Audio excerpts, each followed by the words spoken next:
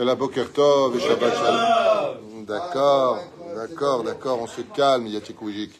On est aujourd'hui le 12 du mois de Adar, Bet, et le 22 du mois de mars. Nous avons un jour ce matin pour une grande sadika achetée par, vendredi matin, c'est ça, achetée par Shulamit Ederi. Bracha Revacha Batsacha Shulamit Ederi et Kara, et pour toute la famille, pour les 11 mois de leur maman. L'élévation de son âme qui s'appelle donc Mazal Isa Bat Alia, Aleha Ashalom. Et aussi pour leur papa Yehuda Ben Izal, Alava Shalom. Leurs parents recevaient beaucoup chez eux d'invités, beaucoup de chesed, beaucoup de bonté, toujours le cœur ouvert, mamash.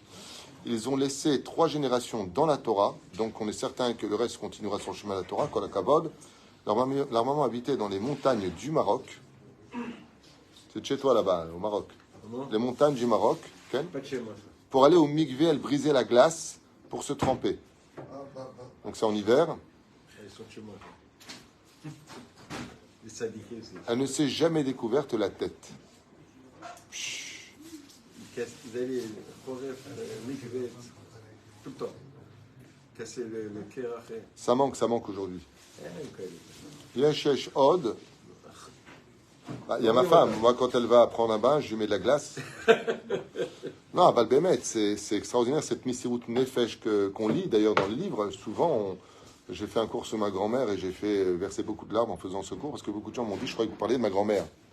Beaucoup de gens se sont reconnus dans l'identité de ces femmes d'avant qui étaient tout simplement pures et exceptionnelles.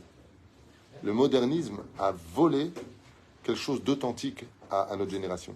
L'authenticité, on est devenus des acteurs de la vie, et ça fait la peine de lire des choses comme ça, et que on est dans la nostalgie un petit peu de ce genre de personnages qui ne réfléchissaient pas, qui faisaient les choses telles quelles, parce qu'il faut les faire, betmimout, exactement, sans calcul, sans demander en contrepartie de ça quelque chose. Ça fait de la peine. Bon, en tout cas, on continue un bon zibouk pour ces petits-enfants et tous les célibataires. Bezrat Hashem, Shakadosh Baruch Hu, Varech Kol Zivug Agun, Bimiuchad. On sera aussi à Abigail, Bat et Myriam.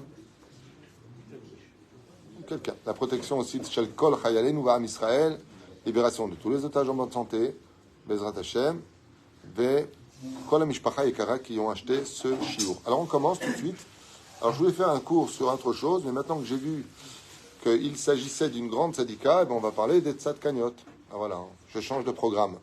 Moi j'avais prévu de faire un cours sur ce livre, je suis prêt avec moi. Non, on va parler d'Esther Amalka, alors, puisque je vois qu'il s'agissait de quelqu'un de grand. On va parler de quelqu'un de très grand. Alors c'est vrai que dans la Torah, dans la Bible, on n'a pas beaucoup de livres. On en a que 2, si j'ai une bonne mémoire. Sur les 24 livres du Tanakh, on n'a que 2 livres, même pas 2 livres en réalité, on a un livre et un passage important sur des femmes juives. Alors, au niveau des femmes, on a Chaye Sarah, c'est vrai, un parachat de Chaye Sarah, qui est un peu une arnaque, on peut le dire, puisque Chaye Sarah, ça comprend 10% à peine de toute la paracha. C'est vraiment la première montée. Chaye Sarah est morte, hop, c'est plus rien à voir. Puis après, c'est le Zivug Agun. De là, d'ailleurs, il y a un message qui est fait, c'est que quand des fois des gens n'arrivent pas à se marier et qu'on apprend la mort de quelqu'un, d'un proche parent, c'est parce qu'il est parti ouvrir la porte de l'autre côté. Des fois, ça bloque de ce côté-là, et il y a un parent qui part de ce monde, et en haut, il prie pour que cette personne en bas se marie. Donc après la mort de Sarah, c'est le mariage de Yitzhak. On trouve le zivouk de Yitzhak. Pourquoi ? Parce que Sarah est morte. C'est pas que Sarah faisait obstacle, c'est qu'il fallait ouvrir la porte de l'autre côté. C'est là. C'est comme ça des clins d'œil de la Torah très sympathiques à étudier, Bezrat Hashem. Ce qui fait que quand vous n'arrivez pas à trouver Zivug Agun, vous pouvez aller sur la tombe de vos parents et leur demander que d'en haut, ils ouvrent la porte du bonheur. Du vrai bonheur. Parce que ceux qui se marient veulent divorcer, ceux qui n'ont pas de machin, ils veulent trouver quelqu'un. Ça sera aujourd'hui. C'est un monde de ouf. Donc, il y a Chaye Sarah, effectivement. On a un passage qu'on retrouvera dans Shoftim, dans toute la Torah, qui reparle d'une héroïne incroyable, j'ai nommé Déborah, donc Dvorah en hébreu, pas Déborah. Myriam aussi, non, non, Myriam, elle fait partie de quelques psukim. Myriam, on la voit dans Shemot un petit peu, puis après on le retrouve dans Be'alotecha. Hein, Alors on voit les notes Sélophrade, mais c'est pas un livre, c'est des passages. Là, on parle vraiment de livres. Il y a un livre qui est exceptionnel, c'est le livre d'Esther. Et maintenant, on va essayer de comprendre pourquoi ce livre-là porte son nom à elle. On n'a pas le livre de Sarah, ni de Rivka, ni de personne. Enfin, le point que j'ai. Alors, il y a fait. Alors, la différence avec Ruth à Moavia, c'est que elle n'est pas née juive. On parle de l'essence juive. Le livre de Ruth, c'est le livre de la conversion. C'est le livre d'une non-juive qui devient juive dans l'histoire. Et tu as raison de spécifier. Mais il est adapté à qui ce livre? Explicitement à celui qui se convertit. Alors bien sûr, nous on le lit en l'honneur du roi David à Shavuot, mais c'est le livre sur lequel l'examen se fait pour les convertis. C'est ça? Parce que Ruth ne peut pas, dans l'absolu, servir d'exemple pour tous, pour une raison simple, c'est qu'elle vient d'un monde non juif vers un monde juif. Une des brachot qu'on est certain que n'a jamais dit Ruth à Moavia, c'est Shelo Sanigoya. Elle ne peut pas le dire, al-pi halacha. Donc tu as raison de le dire, le livre de Ruth, mais Ruth, je parle des gens qui sont nés dans le judaïsme, même si Baruch Hashem est rétro chez nous, hein, bien sûr, elle fait partie des grands d'Israël. Asbanien, Betsem, pourquoi est-ce qu'on a le livre d'Esther et pourquoi on n'a pas le livre des autres, qui étaient très grandes, comme Yaël, Yehudit, qui ont fait des actes? Bon, la première réponse, c'est qu'elle a sauvé le peuple d'Israël. Ça veut dire que Esther, Shkula Geneged Kolam Israël. Si Esther n'était pas partie voir le roi et qu'elle n'a pas pris sur elle cette Nisrut Nefesh, alors il est évident que il se serait passé des choses, comme dit Mordechai, nul n'est indispensable, et le cimetière est là pour le prouver, hein. Mais de l'autre côté, Yeshba, Ishiut, Yotzet, Dofen. Et c'est ce que j'aimerais un peu voir avec vous, en nous promenant un petit peu dans les Midrashim, qui sont très nombreux, et qui sont très élogieux à très critiques. Très, très critiques. Il y a de tout.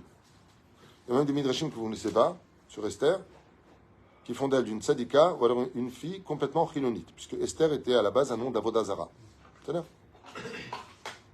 Donc le nom d'origine de Esther, c'est Hadassah. Puis elle a changé de nom, elle a pris le nom d'une idole à l'époque.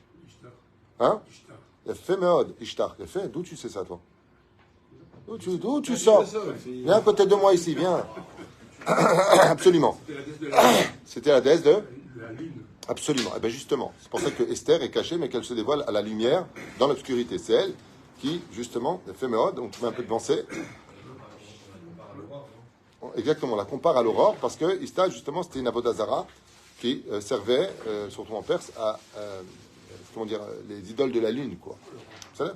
Et donc elle appelait Esther le dieu Marduk, c'était son mec. Et leurs enfants Mordechai. Alors, c'est marrant que tu dis ça aussi. C'était deux dieux babyloniens et Mordechai est aussi un nom d'Avodazara à la base. Hein? C'est pour ça, l'une des raisons pour laquelle je vois que vous êtes chaud là de tous les côtés. Laisse-moi juste finir mes phrases. On voit que c'est un cours Mila Shamaïm. Mordechai et Esther, son nom Nochachamim, ce sont deux noms d'idoles. Il y a plus que ça encore, et qui disent que Esther ne mangeait même pas kasher. Bichlal. Donc, Yeshbo, si vous me laissez faire mon cours, enfin, que je suis en train de créer en même temps que je vous parle, parce que je n'ai pas du tout prévu de parler de ça ce matin, peut-être qu'on va y arriver. C'est-à-dire, il y a beaucoup de déotes, dans Pirkei des Rabbi Eliezer, dans plein de midrashim, plein de parchanim, ce serait trop long à expliquer. Bobon etril. Pourquoi, je voulais parler de ça? Ben justement, c'est parce que Esther comprend toutes les juives. Le livre d'Esther, Megillat Esther, vient nous faire découvrir, parce qu'on aurait pu l'appeler la Megillah de Mordechai. C'est là. D'ailleurs, une raison pour laquelle Mordok, justement, ce fameux dieu, on l'appelait Mordechai et Yehudi, c'est parce que le nom de Mordechai prêtait à confusion. Mort, la Gemara nous dit où est-ce que ça vient, c'était les encens. Mort, les 11 encens s'appelaient mort, parce qu'ils sentaient bon. Aman ne sentait pas bon, lui sentait bon.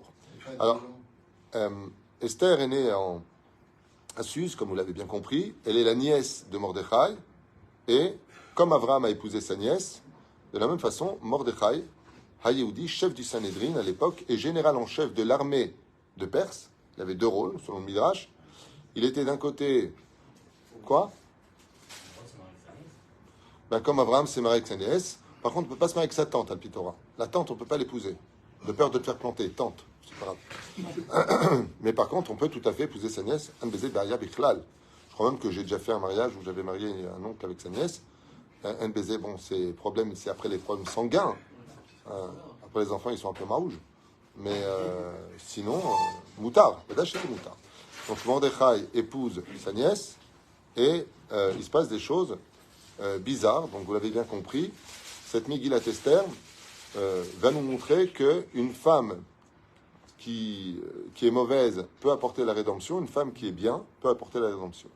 Qui est la femme mauvaise qui va apporter la rédemption et qui meurt? Vashti. Donc, Vashti est une mauvaise femme qui meurt. Pourquoi? Elle est égocentrique, elle pense qu'à elle, elle veut du succès, n'a aucune pudeur. Elle fait travailler les filles juives tous les Shabbats intégralement nues pour montrer sa puissance et son immoralité. Très bien. Et nous avons une femme qui, elle, de l'autre côté, s'appelle Esther. Alors, quand on parle d'Esther, on parle d'une Neshama Yotzet Dofen. Esther est exceptionnelle sur tous les domaines. Par exemple, quelque chose de bizarre. Si on fait une comparaison, qui est comparée souvent à Esther dans la Torah? Sarah. Bonne réponse, ça fait plaisir. 127 provinces, 127 ans. Elle a eu un enfant, Esther. Koresh, vous vous rappelez? Darius. En français. Et c'est pour ça qu'elle aussi, parce qu'elle est comparée à Sarah, parce qu'elle est mariée avec. C'est une nièce qui est mariée avec. Alors, exactement, parce qu'on est tout à l'heure, Abraham avec sa nièce, André marié avec sa nièce. Et ce qu'il y a de très particulier, Esther, c'est qu'elle va avoir un enfant, en fin de compte. La Gemara nous dit, comment se fait-il qu'elle a osé se marier avec un impie, en plus avec un incirconcis? Alors sur ce, il faut savoir beaucoup de choses. Quand je vous dis que Esther, c'est une personnalité spéciale, c'est que selon le Rama de Pano, dans son livre de Gilgulei Neshamot, il y a un nitzotz féminin et masculin en elle. Elle est masculin-féminin. Elle est la réincarnation de Tzipora, et elle est la réincarnation du roi Shaoul. Ketzadou. Tzipora, explique nos Chachamim, qui a sauvé Moshe Rabbeinu dans le secret de l'histoire du serpent qui a voulu l'avaler parce qu'il n'avait pas circoncis ses deux fils. Vous vous rappelez tout ça au Malon? Et quand est montée Tzipora, Tzipora elle a été répudiée, elle s'est mise de côté pour qu'il ait libéré les enfants d'Israël, elle s'est mise de côté parce qu'il partait chercher la Torah, elle s'est mise de côté, elle s'est mise de côté, elle s'est mise de côté, parce que Tzipora, elle s'est barrée comme un oiseau. Ça veut dire, il n'y a pas de nouvelles d'elle. Quand elle est montée dans le ciel, Chazal dit que Tzipora portait plainte devant le Beddin. Elle a dit, exactement, j'ai été une femme aussi pure que Moshe Rabbeinu. Enfin, comme ça dit Chazal, elle faisait la même taille que lui, elle était Kedosha comme lui, elle a sauvé Moshe Rabbeinu quand elle lui donnait à manger, la totale. On ne parle pas de moi. Chayecha lui a dit à Kadosh Baruch Hu, je te réincarnerai et te dévoilerai au monde. Mizot, Esther. Pourquoi d'Afka le roi Shaoul? Parce que le roi Shaoul a commis l'erreur fatale de ne pas tuer Agag, roi des Amalécites, et il a laissé vivre son troupeau. Pourquoi? Parce qu'il a eu peur de la Gouva, du peuple et des soldats, et puis en même temps, il a voulu faire quelque chose de grandiose, le roi Shaoul. C'est qu'il a voulu prendre ce qu'il y avait de plus impur chez Amalek, plus décent, plus bas que Amalek, c'était les animaux, qui en réalité étaient les Amalécites qui se transformaient en animaux quand ils voyaient qu'ils perdaient la guerre, et il a voulu les sacrifier pour dire que si je suis capable de rendre une épine une rose, c'est que j'ai réussi ce qu'il y a de plus grand que les autres. Seulement Dieu lui a pas demandé de le faire, résultat des courses, il s'est fait virer. Mais il y a une autre déa qui dit qu'il n'était pas digne pour le roi Shaoul de rentrer dans la boue des animaux pour aller les tuer. Dieu lui a ordonné de tuer les Amalécites et les animaux. Rien ne devait rester vivant. Ok? Dans Shmuel Aleph. Qu'est-ce que fait le roi Shaoul? Il est roi. Il ne trouve pas digne que le roi il doit rentrer avec une épée maintenant et tuer des animaux. Dans le ciel, comme ça dit le Rama de Pano, il dit Chivu oto likenes la botte. Puisque tu n'as pas voulu rentrer et que tu as été méticuleux comme une femme, tu ne peux pas rentrer, va te laver. Prends la boue, va te laver. Achon? Chayecha que tu te galgel. Il te galgel, mais Esther Amalka. Pourquoi? Parce qu'elle, à la fin, est obligée de rentrer dans les draps sales d'Achashverosh. Tu n'as pas voulu rentrer pour aller tuer les animaux. Chayecha que tu ne seras plus pas un animal. C'est là. Donc on voit chez Esther, mettre une figurine, Yotzet Dofen, qui a du masculin féminin. Et sur ce, je vous invite un peu à rentrer à l'image de cette grande sadika pour laquelle on fait le chiot, et son mari, sur l'identité d'Esther. Alors Esther, on la voit comme étant la fille parfaite. Elle est parfaite, mais elle est bizarroïde. Parce que si on s'en réfère... Je me laisse finir, je vais répondre à tout. Ça va vous dire. Tout simplement parce qu'on ne parle pas ici de... Tu sais, quand tu parles d'Esther, tu imagines Belle Deschamps. Super fille, super belle, super... Princesse, quoi. Une princesse gentille, Hamouda, 80 balais. C'est Mémé Giget. De couleur, c'est la ronde. Elle a un enfant, comme je dis, les comparaisons avec Sarah Menou, vous m'avez coupé la parole, donc Sarah a eu un enfant très tard. Elle a un enfant très tard aussi de son côté. Elle a épousé son oncle. Il y a des similitudes au fait que Agar est la servante de Sarah et elle va prendre une Sheda. Vous savez que dans la Kabbale, on nous apprend que dans chaque âme, il y a un ange et un démon. Et Esther connaissait tellement bien la Torah qu'elle était capable de sortir le shed qui était en elle pour aller rejoindre Achashverosh. C'est pas un shed qu'elle a appelé Yanti, va là-bas. Non, pas comme Rabbi Shimon Bar Yochai. Elle a fait sortir sa Sheda. C'est-à-dire qu'en nous, il y a une Vashti et il y a une Esther. Il y a un Achashverosh et un Mordechai. C'est à toi de faire le travail pour libérer le bon qui est en toi. Et quand tu arrives à un très très haut degré, on voit qu'elle avait une totale maîtrise d'elle-même, puisque le Zohar HaKadosh, je ne me rappelle plus, le Zohar HaKadosh, je ne me rappelle plus dans quel on a vu tout ça, il dit que Bémet, elle a fait sortir sa Sheda à l'intérieur d'elle, en chacun de nous. Pourquoi? Parce que vous savez que nos Chachamim nous disent que quand l'homme a été créé, il a été créé avec le microcosme de chaque création. Il y a de nous, du Gan Eden, du Gehinam, de tout, il y a de tout en nous, de tout. Et il y a aussi des démons, il y a aussi un démon. C'est-à-dire, Velachem, qui est toute sa misée, Esther Amalka, Zarta, Léavi, Yeled, Begil, Mevugar, Meod, puisqu'elle est rentrée à la fin dans les draps d'Achashverosh. À chaque fois, elle envoyait Shacheda, juste à la fin où elle est venue elle-même, quand elle a posé la main sur le charvit, vous savez, sur le sceptre, le roi, il l'a vu, après il lui a dit Goulou Goulou Paka Paka. Ça veut dire Anirotsa Otar, je te désire. Et à ce moment-là, elle est venue elle-même. Elle ne peut pas envoyer la Sheda. Elle est partie avec elle, elle l'a mis enceinte. Et c'est pour ça qu'elle dit une phrase très secrète Kacher Avadeti, Avadeti. Kacher Avadeti, Avadeti. Très grand secret là-dessus. Si je suis perdu, ben je serai perdu. Baolamazé ou Baolamaba. Lama, parce qu'une femme qui trompe son mari, en plus consciente de le faire, elle n'a halek l'olamaba, avadeti dans l'olamaba. Et dans ce monde, elle est obligée de divorcer son mari. Donc, avati baolamazé, avati baolamaba. Kacher avati, avati. Pourquoi? Elle est encore mariée avec Mordechai. Il y en a qui disent qu'elle lui a donné le guet. Maintenant, sur le domaine technique, Emet, étant donné que c'est un non-juif, le Chavlet Garesh, elle n'est pas obligée de divorcer. C'est encore un domaine technique à propos de la Megillah. Mais Esther, elle a un côté très pacifiste, très obéissante.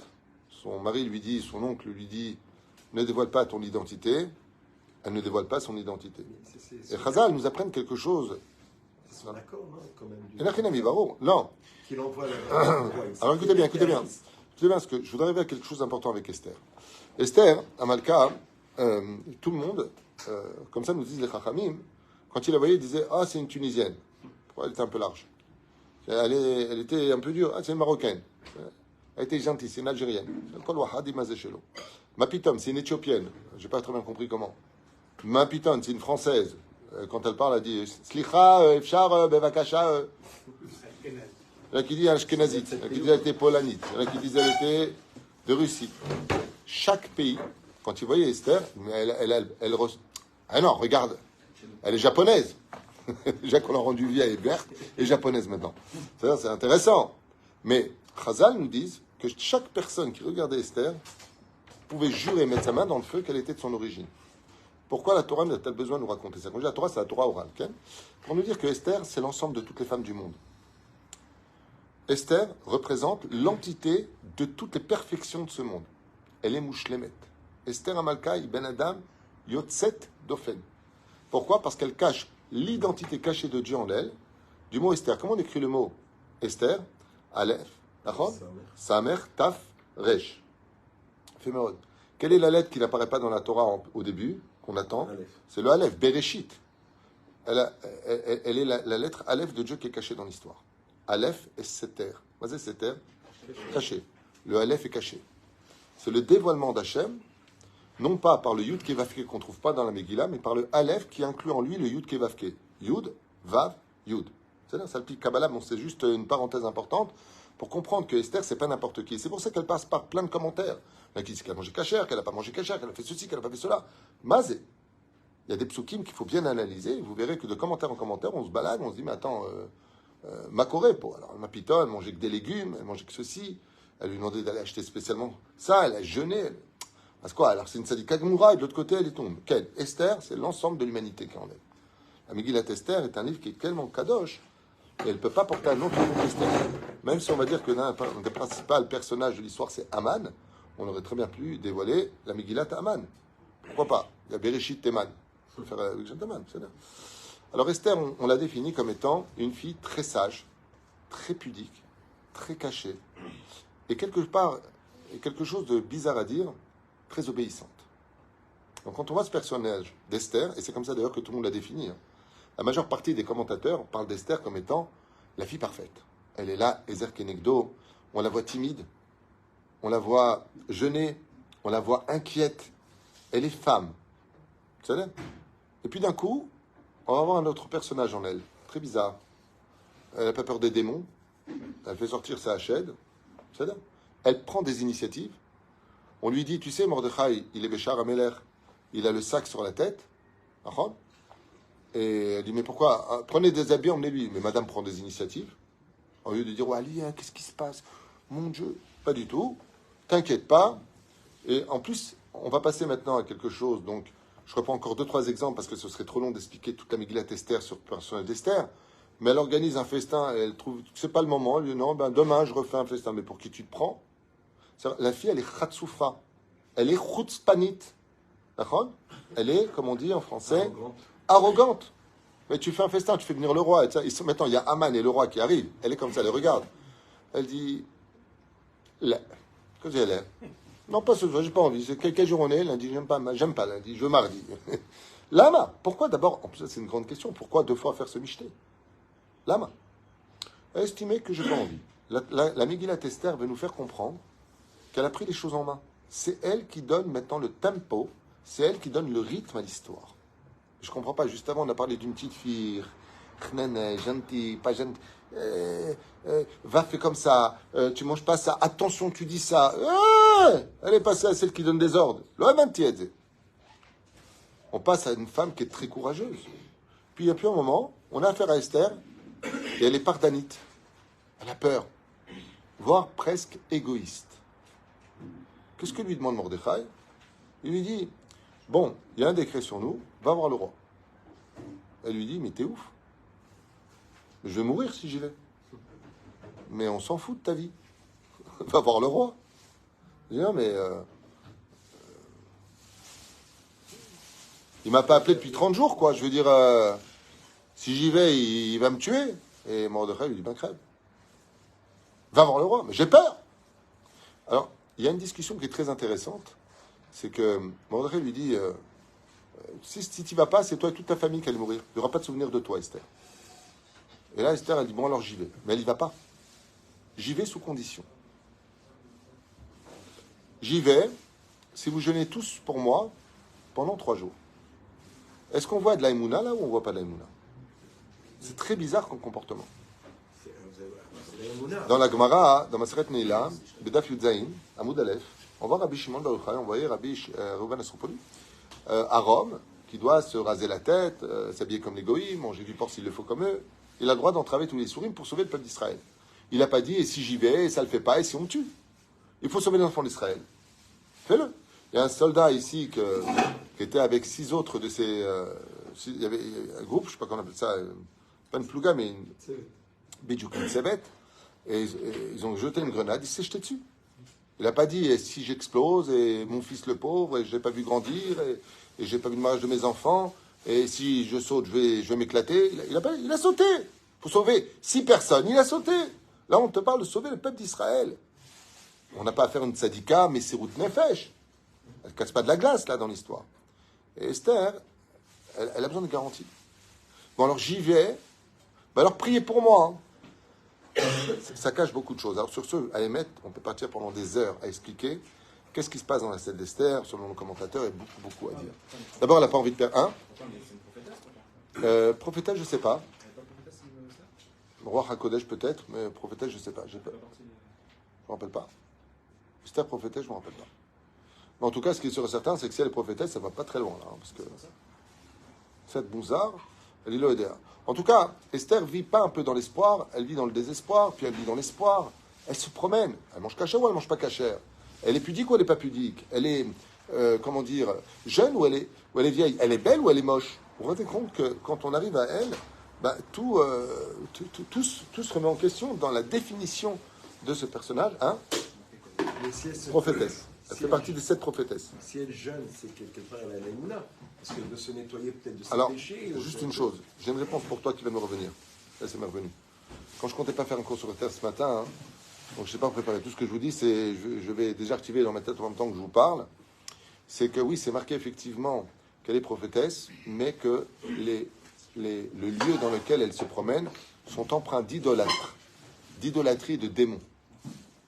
C'est marqué que les couloirs pour lesquels, justement, elle a peur de se lancer dedans, c'est qu'elle sait qu'elle perdra sa prophétie si elle y va. Donc elle en fait partie, effectivement, mais dans le sens où l'endroit où elle est, comme par Moshe Rabbeinu devait sortir du pays d'Égypte pour parler à Dieu, car c'était empreint d'idolâtrie là-bas. C'est marqué. Il le ramène ici aussi dans son livre. Je viens de me rappeler. Et donc ce personnage, il demande quoi? En réalité, il demande des garanties. Ce que veut Esther, c'est enseigner quelque chose d'universel. Si moi, je vais maintenant annuler le décret du peuple, et que vous ne changez pas, alors j'ai annulé un décret qui va être reposté à plus tard. Et c'est ce qui s'est passé. La vraie histoire du Purim, du décret d'Aman, c'est-à-dire, je vous pose la question, est-ce que Aman a réussi? Tchouva, lo. Je repose la question, est-ce qu'il a réussi, Aman? Tchouva, oui. Oui, mais plus tard on voit les 10 enfants. Ça veut dire que le décret d'Aman a été reporté à la Shoah. Il y a beaucoup de similitudes entre la Megillat Esther, comme vous le savez, et les dates de la Shoah, les personnages de la Shoah. Et comme c'est marqué à Nuremberg, c'est le Purim des Juifs. Ça veut dire que, oui, il y a un lien direct. Et Esther a voulu éviter ça. Elle a dit, si vous faites Teshuvah, pas vous simplement pour moi, si vous faites Teshuvah, et pourquoi 72 heures? C'est bizarre comme jeûne. En général, le jeûne chez nous, c'est 25 heures, c'est Kippour. Là-bas, 72 heures, parce que malheureusement, nous avions enfreint le nom de Dieu le plus puissant qui existe dans la Yadout. En judaïsme, Dieu a 4 noms connus, Yud Kevavke, qui s'écrit de façon différente. Shem Av, Sag, Ma et Ben. C'est 4 façons de l'écrire qui sont différentes. Le plus élevé de tous, c'est 72. C'est ce qu'on appelle Shem Av, Ain Bet. Et ce nom-là, il correspond à tous les mondes de réparation. Le Shem Av, c'est le plus élevé. Qu'est-ce qui peut atteindre là-bas le Shem Av? C'est quand l'assimilation arrive enfin à toucher l'âme du juif. C'est le Shem Av qui peut être touché à ce moment-là. Comme par exemple, un juif marié avec une non-juive. Son âme, elle est prise dans la clipa maintenant, et c'est le Shem Av, il est emprunt. Qu'est-ce qu'elle demande Esther? Elle dit on va repartir à la racine. On va réparer le Shem Av. Donc si j'ai 3 jours, combien d'heures par jour? 60, 72 par jour? Non, il y a 24.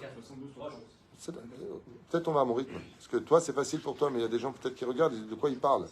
Ils vont prendre pour un débile, ils vont dire quoi? 72 heures dans un jour?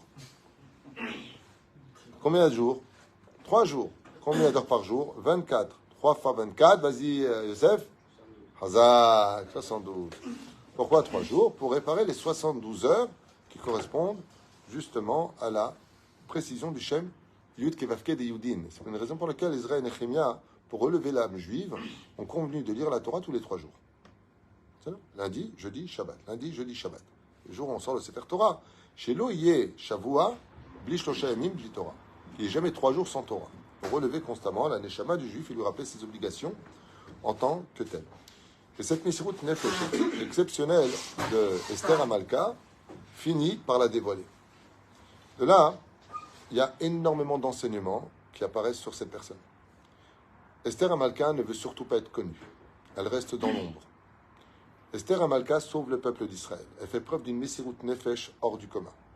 À un tel point que le nom d'Esther, on peut se rendre compte que si c'était un nom à la base d'Avodah Zarah, c'est devenu un nom des plus puissants et des plus merveilleux de l'histoire. C'est pour ça que Esther est arrivée jusqu'à ce qu'on appelle la Shoshana Eliona. Qu'est-ce que c'est Shoshana Eliona? C'est les 13 attributs divins. Elle a réveillé les 13 attributs divins. C'est pour ça que 661 Gematria, Shoshana. Et c'est aussi la Gematria de Esther. Esther Gematria Shoshana. Ce qu'on appelle la Shoshana Eliona, elle a réveillé les sphères les plus élevées d'en haut, au point de retourner une situation et de rendre une situation perdue une situation de gloire. Pas simplement que tout s'arrête. Comme tu dis, arrête l'hémorragie. Mais arrêter une hémorragie, ça ne veut pas dire arrêter la maladie. Ça veut dire arrêter les dégâts. Esther est capable de rendre une rose. Mais à Koach à dire Sheila. Lama, pour toutes ces raisons-là. Et c'est là que je voudrais atteindre l'apogée de ce que je voulais partager avec vous. Dans la vie, il faut être pudique comme Esther. Esther, si elle était vivante en 2024 et qu'elle devait s'adresser à toutes les penotes Israël, d'après vous, quelle serait, selon son identité, la première chose qu'elle demanderait? La première. Oui, mais quelle tsniout? C'est sûr que c'est la tsniout. Mais quoi? La bouche. Non. Retirez-vous des réseaux sociaux. Arrêtez avec vos photos. Arrêtez. C'est ce qu'elle hurlerait. Pourquoi elle peut le dire, elle et pas les autres? J'avais 80 balais. J'étais plutôt verdâtre. Je me suis caché. Je suis la reine la plus réputée. J'ai un livre à moi toute seule. Je fais partie des choses les plus élevées. Je suis la plus grande des femmes juives. Madame Omrim. Et il n'y avait pas de réseaux sociaux. J'ai laissé Dieu me dévoiler. Je ne suis pas parti me dévoiler. J'ai toujours su que Hachem est avec Zivugim. Je l'ai fait. Maintenant, pourquoi elle s'adresse à nous? Tu es dans l'assimilation. Tu n'as pas trouvé de mari pour te marier. Tu t'es marié avec un non-juif. Tu n'as pas fait ce qu'il fallait. Tarzor Bitchouva. Tarzor Bitchouva. L'enfant qu'elle va avoir à Hachverosh, c'est l'enfant qui va permettre aux juifs de revenir en Eretz Israël. Tarzor Bitchouva, prends ce que tu as fait. Si tu es rentré malheureusement dans l'assimilation, n'oublie pas que quoi que tu fasses de ta vie, même si tu es très loin, que tu ne manges plus kasher, Adbat Israël, tu peux changer. Même si tu as changé de nom juif pour un nom de non-juif, tu peux changer. Tu peux récupérer les choses. Esther s'adresse à toutes les identités, à toutes les situations. En makom shelo. Pour ceux qui disent, ouais mais là je vis dans un endroit, je suis juive, ça m'est souvent arrivé des gens qui m'écrivent, je vis en Haute-Savoie, je vis en Basse-Savoie, je ne sais pas où ça va. Des lieux comme ça que je ne connais pas. Je vis à Montreuil, les Belois, des choses bisons comme ça. Et alors, mais il n'y a pas de juifs là-bas. Nous. Ben, dans le château d'Esther, il n'y avait non plus pas de juifs. Il y avait Daniel, il n'y avait pas de juifs. Qu'est-ce qu'elle mangeait? Ben, elle mangeait des légumes. Elle mangeait, mais elle ne mangeait pas tarif. Et c'est de là qui dit ça. Il y en a qui disent, ah, moi j'ai mangé du porc, moi j'ai mangé des crevettes, moi j'ai mangé... Il y en a qui disent que Esther aussi, elle le faisait. Il y a une chita qui dit ça. Barouk. Pourquoi? Parce qu'Esther, c'est l'entité de toutes les femmes juives. Et c'est elle qui va sauver le peuple d'Israël. Pour t'apprendre que qui que tu es, quoi que tu sois, et où que tu sois allé dans ta vie, est-ce qu'il y a pire pour une juive que de rentrer dans les draps d'un non-juif et d'aller avec? Dans la Torah, c'est ce qu'on se considère comme étant la chose la plus grave de toute la Torah. En yoter chamor misé. En yoter chamor misé. Viens Esther et lui dit, n'oublie pas que tu es une bâtisse Israël. N'oublie jamais. N'oublie jamais qui tu es. Alors si au moins tu as fait ça avec ton enfant, il est né de cette union, n'oublie pas que lui au moins il est juif. N'oublie pas qu'il est juif. Est-ce que l'éducation qu'elle a donnée à Koresh, c'était une éducation juive? Vadaï. Parce qu'on a pas... Vadaï, Tchouva Ken. Esther représente l'identité de la Teshuvah la plus mouchelée, mais personne. Ça veut dire que, je vous donne un exemple. Il y a marqué comme ça dans le Teilim, Rabot Mahashavot Belev Ish Va'atzat Hashem Itakum. D'accord? Ça veut dire quoi Itakum? I, c'est He, Yud, Aleph. C'est connu. Si la personne a dit, j'ai pas étudié la Torah parce que j'étais pauvre, He, il vient. C'est He, il est. Est-ce qu'il est plus pauvre que lui? Non. Si la personne dit, j'étais trop beau gosse, Hashem, c'est ta faute. Tu vas me crever un œil, regarde la beauté.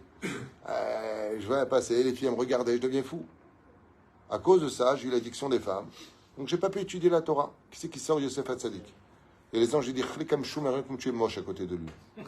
C'est-à-dire, Yosef Hatzadik, le Olam Lohata, Hatzadik et Sodolam. Et pourtant, il était plus beau que tous les autres hommes. Et s'il dit maintenant, Hachem, j'ai réussi toute ma vie, je sais faire de l'oseille, moi, je viens du chantier. Je t'achète toi et ta mère. Ouais. Si la personne dit comme ça, qui c'est qui vient? Rabbi Lazar ben Kharson, qui était l'homme le plus riche de l'histoire, contrairement à ce que veulent enseigner les autres. Rabbi Lazar ben Kharson était tellement riche qu'il possédait 1000 villes, 1000 villes qui étaient à lui. Tout est à lui. Et pour son argent de poche, comme il n'avait pas un grand porte-monnaie, la Gemara nous dit qu'il fallait 1000 galères de pièces d'or. 1000 galères. Les galères, tu sais, les grands bateaux. Tu les remplissais d'or, c'était sa petite monnaie personnelle. 1000. Donc, ouais, et pourtant, il étudie la Torah 24 sur 24, 7 sur 7. Non. Parce que maintenant, tu dis une femme, ouais, mais bon, j'ai vécu une époque spéciale. T'as été reine, toi? T'as été reine sur le monde? Internet? Sur le monde entier? Moi, j'ai été Internet. Et pourtant, j'ai pas commis une seule erreur. Ouais, mais bon, il fallait que je trouve un khatan, je prenais de l'âge. 80 balais, je me suis marié, ça te va? Ouais, mais j'étais pas assez belle. Si tu es dans la Gdusha, tu auras un houd de Hesed qui viendra avec toi. Esther donne des leçons à tout le monde. Si une femme, après sa mort, elle dit, ouais, mais il faut me comprendre, j'étais désespéré, j'avais pas ceci. Viens Esther, elle a dit, t'étais pire que moi, toi. Dans la vie, une femme doit être tsnoua. Quand elle doit prendre les rênes du monde, il faut qu'elle les prenne. Quand elle doit prendre des initiatives pour sauver le monde, qu'elle le fasse. C'est pas bien de se cacher derrière des choses qui en réalité finissent par t'arranger. Et c'est pour ça qu'Esther, du début jusqu'à la fin de la Megillah, on la voit prendre tous les rôles. C'est même elle qui donne des conseils à Achashverosh. T'es pas conseillère. T'es passé de « il m'a pas appelé, j'ose pas y aller, il va me tuer ». En plus ça, il y a un truc que vous savez pas, dit la Gemara. Un truc de ouf. Ah ouais, non mais attendez, je vous ai oublié, je voulais vous dire. Elle est née à Marrakech. Ah non mais attends. Quand elle dit « Aïch Ara Azé » et qu'elle montre du doigt la personne, qu'elle montrait? Qui a-t-elle montré? Écoutez bien ce que dit la Gemara. Vous allez voir combien elle est exceptionnelle, Esther. Quand elle a dit Aïch Ara Azé, elle a montré Achashverosh. Achashverosh, il a fait hein? Et l'ange Gabriel, il a fait chut, Aman. Donc, qui elle voulait démontrer, Esther? Elle était en train de dire au roi, c'est toi le pourri de ta race maudite, c'est toi, Achashverosh, qui a donné ton sceau, c'est toi qui es derrière tout ça. L'ange a dit, Esther, calme-toi, tu es ouf ou quoi?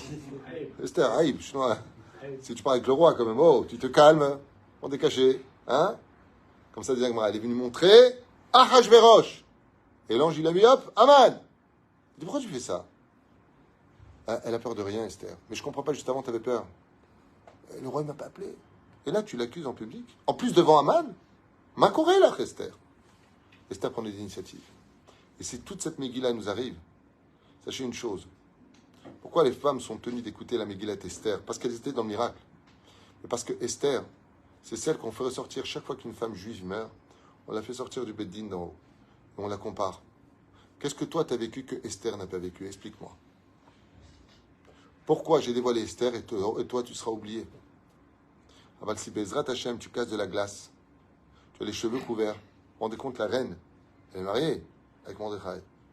Elle s'arrangeait pour toujours avoir les cheveux couverts. Toujours être pudique. On lui présentait des robes faites de lin, de soie, de diamants. Il n'y avait pas les épaules, il n'y avait pas ceci, il n'y avait pas cela. Elle disait, j'aime pas. Mais quelle femme, t'es reine une fois que t'es reine. Bon, bah écoute, ça y est, je me suis marié, je suis avec lui, je suis la reine. Dis-moi, c'est facile de nager dans l'eau sans être trempé? C'est impossible. Une fois que t'es reine. Esther, que ce soit dans les royaumes les plus exquis, et on parle de Achashverosh Rabotai, il jetait les kélim d'or et d'argent à la poubelle. On ne faisait pas la vaisselle chez lui, tellement il était riche. Et qu'est-ce qu'il a proposé à Esther? Atratsia Malchut. Toute ma richesse, tu en as la moitié. Mais l'argent rend fou. L'argent l'a pas rendu folle. Le pouvoir rend fou. Le pouvoir l'a pas rendu folle. Elle est restée fidèle à Kadosh Baruch Hu.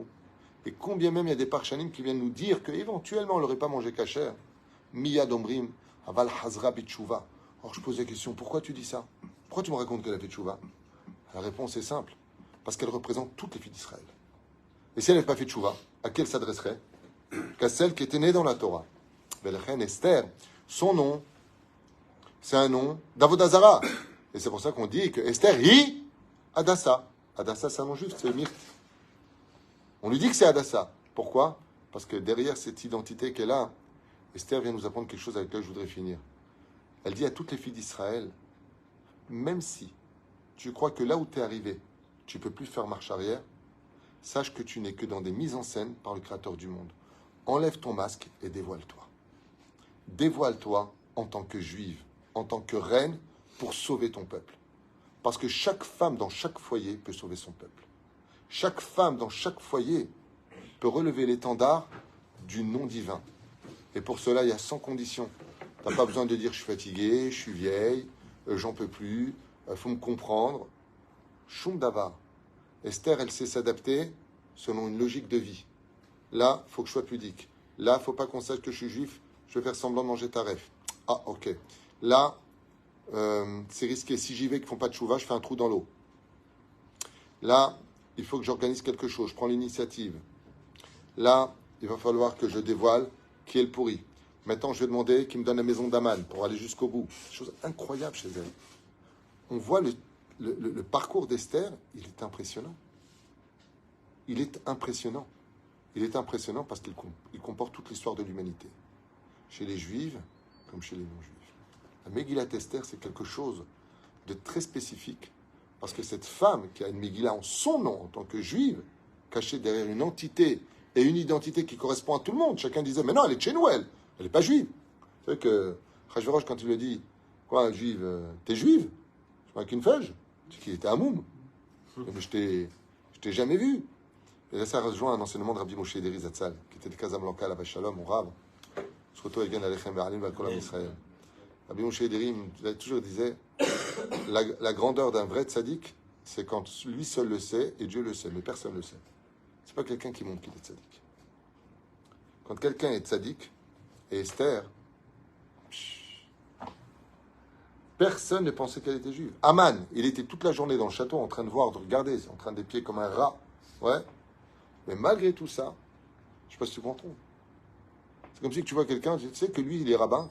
Mais non, il n'est pas rabbin. J'ai jamais mis le téfiline, j'ai jamais vu manger cachère, j'ai jamais vu... impossible. J'ai jamais faire la mida. C'est pas possible. Esther faisait sa mida tous les jours. Esther faisait Birkat HaShachar tous les jours. Qu'est-ce qu'elle a fait comme Teilim? Amnatzach la Yelet, HaShachar, elle faisait Teilim tous les jours. Aïta Yodat, Kol la Torah Balpé. Toute la Torah la connaissait par cœur. Mais on l'a jamais vu étudier la Torah. Zakor chez la Tzniut. On raconte que Rabbi Shimon ben Shattach, à la Vachalom, Shimon ben Shattach, on lui a dit dans le ciel qu'il mourra. Prochainement, il mourra. Et que quand il partira de ce monde, il prendra la place d'une femme qui a l'oreille coincée dans les gongs des portes du Gehinam. Chacun me les gongs du Gehinam, pourquoi son oreille était coincée là-bas? Ça brûle, hein, les portes du Gehinam. Et elle hurle. Elle dit, quand elle a fini son tikkun, c'est toi qui prends sa place. Rabbi Shimon ben Shattach, pourquoi? Parce qu'il a fait un éder, il a tardé à le faire. Quel était le éder? De tuer les 80 sorcières de la ville d'Ashkelon. Comme il a tardé, il a dit, dès que je le fais, dès que est venu, et il n'a pas fait. Puis ça, en principe, quand il s'est réveillé le matin, il a dit, on est fâché contre moi à cause d'une éder, faites très attention, faites un éder, vite le faire, ne tardez pas. Mais la grand-mère pose la question, elle dit, mais cette femme dans le Gehinam, qu'est-ce qu'elle a fait? Hazal, ils disent, parce que cette femme, elle jeûnait de Motzei Shabbat, tous les lundis, tous les jeudis, plusieurs fois par semaine. Et alors, si elle jeûnait, c'est bien. Il n'y avait pas une personne dans la ville qui ne savait pas que c'était une tzadika qui jeûnait. Elle passait son non, je ne peux pas manger, je ne peux pas boire. Non, je jeûne. Je jeûne pour le peuple d'Israël. Au lieu de recevoir un salaire, elle a reçu une punition. Elle a dit, chaque oreille qui a entendu ta frime, ton orgueil de raconter ce que tu fais, il bête au tard. Lama, si tu jeûnes, qu'est-ce que tu as besoin de le dire? Qu'est-ce que tu as besoin de raconter à tout le monde? Qu'est-ce que tu as besoin de dire que tu lis les livres des Télim tous les jours? Que tu as besoin de... Madame Saper, moi je donne de la tzedaka, et c'est moi qui l'ai construit, et c'est moi qui l'ai fait. Altit gaé baiser. Ne t'en orgueillis pas. Esther Amalka, pas une fois la cherche à se dévoiler. Vous apprendrez que plus tu te cacheras, et plus on te dévoilera. Plus tu es humble, plus Dieu te dévoile. Plus tu te caches, et ainsi de suite. Oui, ben c'est la paracha Nachon, Baïkra, Alep Zeira. Nachon, qu'est-ce qu'il a fait? Étant donné qu'il a écrit en petit, il restait un peu de Dio. Ouais, et ben qu'est-ce qu'il a fait Hacham avec Dio? Il lui a déposé sur le visage, il est devenu lumière. C'est là pour lequel nous devons tous prendre exemple sur cette grande tzadika qui englobe à elle toute seule l'entité de toutes les femmes du peuple d'Israël pour leur dire que Béhémet, ne croyez pas que c'est les hommes seuls qui peuvent réussir à sauver le monde. La femme et l'homme ensemble peuvent agir et en conséquence. Bon, j'ai retrouvé des écrits de Golda Meir où elle définissait exactement ce qu'on vit aujourd'hui. C'est fou, hein? Et c'était une femme qui a... Tu penses à elle? Je crois que c'est la réincarnation d'Esther. Golda Meir. Ah oui, complètement. Thatcher aussi était une femme de fer. Hein? Il y a des femmes qui, Béhémet, ont pris les choses et qui ont été capables, Béhémet, de mener à bien l'histoire. Mais c'est assez exceptionnel dans ce domaine parce que la réussite, c'est la famille. Chez une femme, la réussite, c'est la famille. Comme par exemple ici, on fait le cours pour elle. Voilà, les enfants sont là, les gens sont là, on n'oublie pas. Pourquoi? Pourtant, elle était dans les montagnes du Maroc, il n'y avait pas d'internet, il n'y avait rien. On est en 2024 et on parle d'elle, Lama. Parce que plus tu restes caché, plus tu permets à Dieu de te dévoiler. Et si tu te dévoiles, il n'y a plus rien. Comme je dis souvent, quelqu'un qui se monte, tu ne peux pas le monter parce qu'il est déjà monté. Mais quelqu'un qui accepte de rester en bas, alors Dieu le dévoile. À l'image du Aleph. Le Zohar HaKadosh, dans le Tikkun Azohar, nous dit que le Aleph, il n'a pas osé se présenter devant Dieu. On dit, pourquoi tu ne te présentes pas? Il a dit, si le Taf, qui est plus grand que moi, il fait 400, qu'il a pris la lettre du mot Torah, tu ne l'as pas accepté pour commencer ta Torah, comment moi, le Aleph, je peux venir? Alors Dieu lui a dit, je commencerai les 10 commandements par toi. Anochi Hashem Elokecha. Et le deuxième, c'est où? Je dévoilerai le Aleph. Esther. Aleph, Satar. Je le dévoile maintenant. Voilà. Baruch Adonai Leolam. Amen. Vous avez un shiur, un deuxième shiur pour ceux qui veulent, qui sont intéressés, sur les médecines douces. Est-ce que c'est permis ou pas? Les médecines chinoises. C'est un sujet qu'on m'a demandé. Donc pour ceux qui veulent, c'est dans un instant. Shabbat Shalom.